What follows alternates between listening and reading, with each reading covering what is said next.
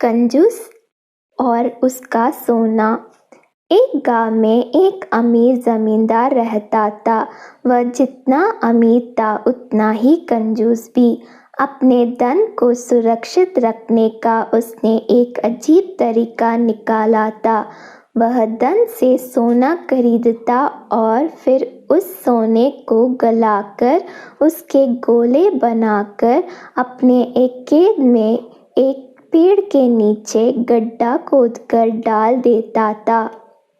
रोज खेत जाना और गड्ढे को खोदकर सोने के गोलों की गिनती करना उसकी दिनचर्या का हिस्सा था। इस तरह वह सुनिश्चित करता था कि उसका सोना सुरक्षित है। एक दिन एक चोर ने कंजूस आदमी को गड्ढे में से सोना निकालकर गिनते हुए देख लिया।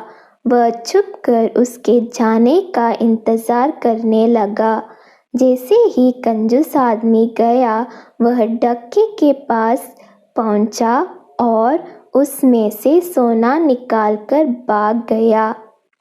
अगले दिन जब कंजूस आदमी खेत में गड्ढे के पास पहुंचा तो सारा सोना नदारद पाकर रोने पीटने लगा। उसके रोने की आवाज़ वहां से गुजरते एक राहगीर के कानों में पड़ी तो वह रुक गया। उसने कंजूस आदमी से रोने का कारण पूछा तो कंजूस आदमी बोला, मैं लूट गया, बर्बाद हो गया। कोई मेरा सारा सोना लेकर भाग गया। अब मैं क्या करूँगा? सोना किसने चुराया, कब चुराया? राहगीर आश्चर्य में पड़ गया।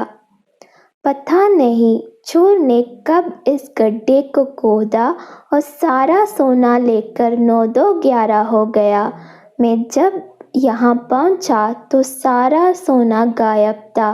कंजूस आदमी बिलखते हुए बोला, गड्ढे से सोना ले गया?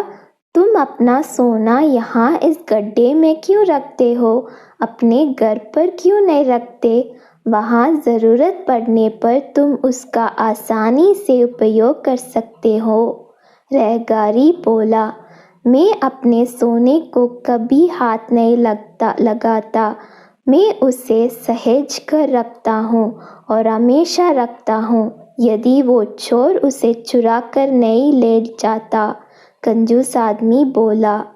यह बात सुनकर राहगीर ने ज़मीन से कुछ कंकड़ उठाए और उसे उस गड्ढे में डालकर बोला, यदि ऐसी बात है तो इन कंकड़ों को गड्ढे में डालकर गड्ढे को मिट्टी ढक दो और कल्पना करो कि यही तुम्हारा सोना है, क्योंकि इनमें और तुम्हारे सोने में कोई अंतर नहीं है।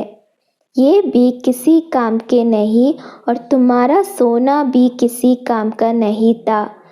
उस सोने का तुमने कभी कोई उपयोग ही नहीं किया, ना ही करने वाले थे। उसका होना ना होना बराबर था। सीख, जिस धन का कोई उपयोग नहीं हो उसकी कोई मोल नहीं।